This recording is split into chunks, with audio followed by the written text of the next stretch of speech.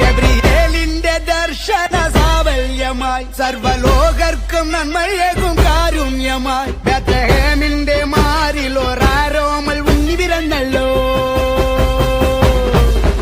ഗബ്രിയേലിന്റെ ദർശന സാവല്യമായി സർവലോകർക്കും നന്മയേകും കാരുണ്യമായി ബേത്ലഹേമിന്റെ മാറിൽ ഒരാരോമൽ ഉണ്ണി പിറന്നല്ലോ.